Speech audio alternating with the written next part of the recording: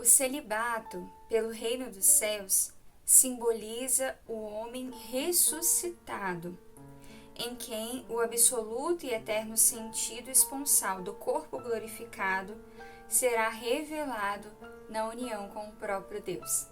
Essa é uma frase de São João Paulo II. Esse é mais um Sem Dúvidas, é assim que você deve viver.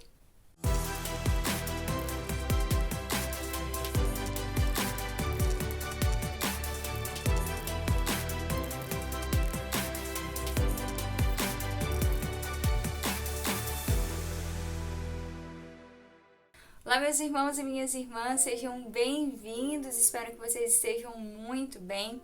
E é sempre uma alegria estarmos juntos, ainda mais para falarmos sobre este assunto, que eu gosto tanto. Nós vamos falar neste vídeo de hoje sobre esse estado de vida tão rico, tão maravilhoso, tão fecundo da Igreja Católica, que é o celibato pelo reino dos céus, a virgindade cristã.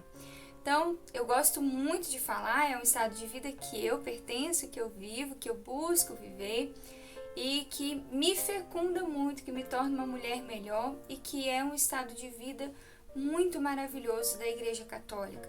Então, para a gente conhecer um pouquinho mais sobre esse estado de vida, eu quero te convidar a pegar no Evangelho de São Lucas, capítulo 20, versículo 27, em diante. A gente vai estar lendo isso junto hoje. Então, se você está com sua Bíblia aí, vai estar falando lá, o título é sobre a ressurreição. Então, diz assim: alguns saduceus que negam a ressurreição aproximaram-se de Jesus e perguntaram-lhe: Mestre, Moisés prescreveu-nos, se alguém morrer e deixar mulher, mas não deixar filhos, case-se com ela o irmão dele, e dê descendência a seu irmão. Ora, havia 7 irmãos, o primeiro dos quais tomou uma mulher, mas morreu sem filhos.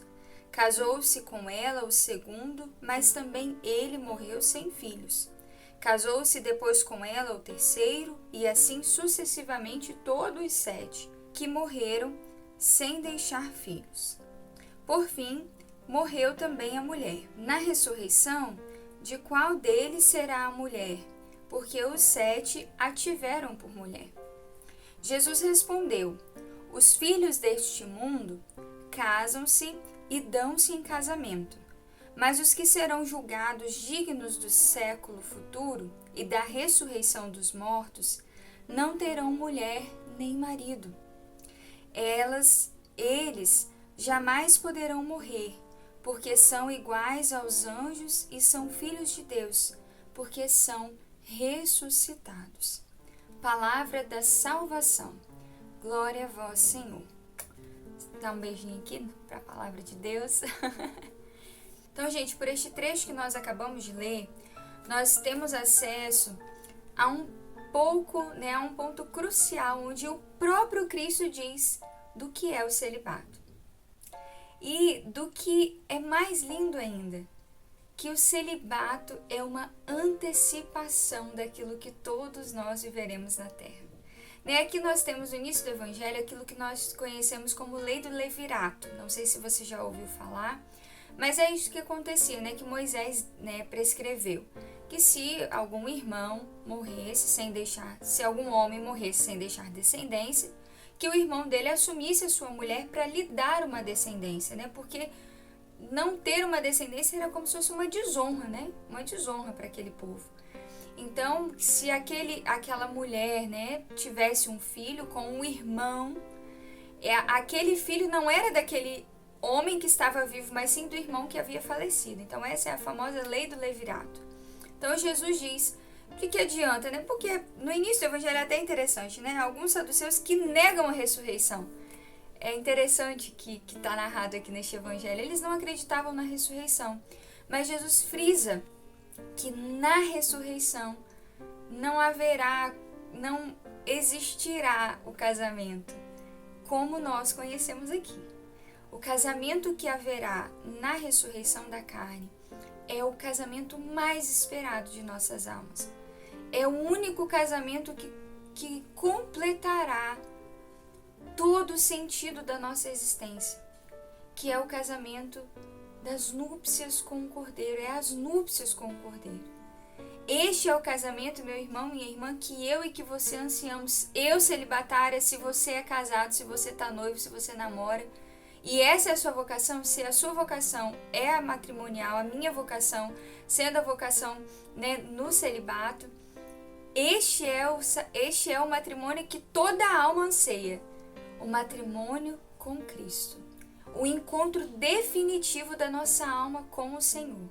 Então é isto que Jesus diz aqui. E é muito interessante também que Jesus frisa para aqueles homens ali que não acreditavam na ressurreição, né, como está narrado no início do Evangelho, quando ele diz que Moisés mesmo atestou que o Deus que apareceu para ele na sarça ardente, no encontro que ele tem, Deus mesmo diz para Moisés: eu sou o Deus de Abraão, o Deus de Isaac e o Deus de Jacó. Desses que estão vivos, né? Vivos, pois ressuscitaram. Então, meu irmão e minha irmã, este encontro, né? Quando Jesus diz aqui, eles jamais poderão morrer, porque são iguais aos anjos e são filhos de Deus, porque são ressuscitados. Essa condição de jamais morrer e de numa ressurreição, de uma glória que nós viveremos no céu, essa é a condição que a nossa alma vai estar. E no céu você não vai ter, você vai conhecer o seu esposo, você que é casado, você vai conhecer seu esposo, mas você não vai estar com ele como esposa dele. Porque a sua alma vai estar casada com Cristo, vai estar casada com Deus, vai estar na união perfeita. Anseio pela união perfeita com meu Deus. Toda alma anseia por essa união perfeita. E essa frase que eu li no início do vídeo, antes da vinheta, diz exatamente disso. O celibato é esse prenúncio, esse pré-anúncio disso que todos nós viveremos um dia no céu, essa união inteira com Deus. Então olha só que responsabilidade nós temos. E eu quero ler mais um pouquinho sobre o celibato desse livro aqui da Teologia do Corpo. Olha só, não sei se você conhece, eu já falei bastante sobre a Teologia do Corpo aqui no canal. Então diz aqui: o celibato pelo reino dos céus, portanto, é um sinal de que o corpo cujo fim não é o túmulo está destinado à glorificação. É, entre os homens, um testemunho que antecipa a futura ressurreição.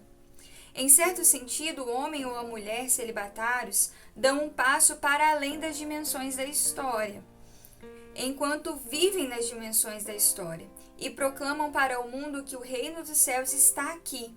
O matrimônio último chegou.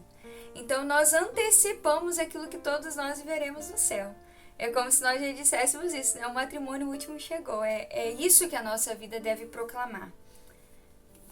E aqui um outro trecho que eu quero ler. Aqueles que permanecem celibatários pelo reino dos céus abrem mão do sacramento do matrimônio em antecipação da realidade celeste, das núpcias do Cordeiro.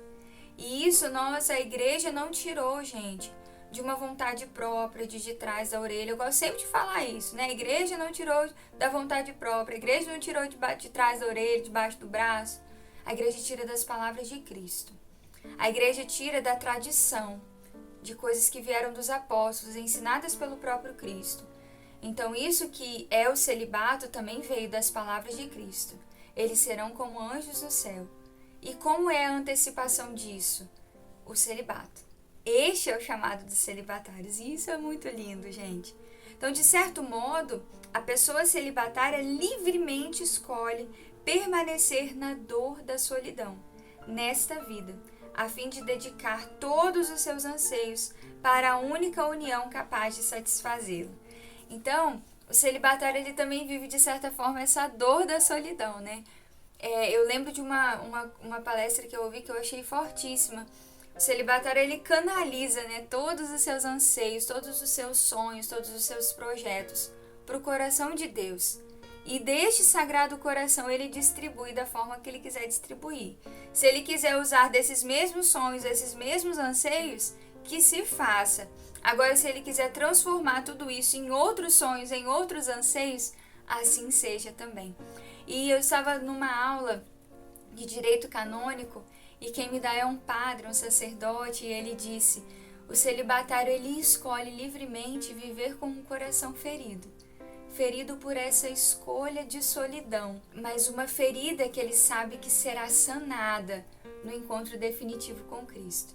Ele faz uma escolha de dor, mas ele sabe que essa dor será totalmente alegria quando ele se deparar com a realidade de que na eternidade será a sua vida vivida aqui na terra de forma plena.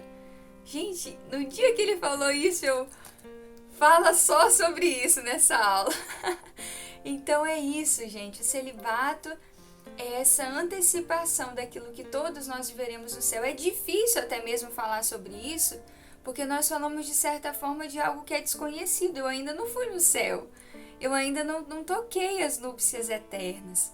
Mas nós buscamos viver. Nós lutamos por viver isso. Então que na sua vida também, se você sente esse chamado, não tenha medo.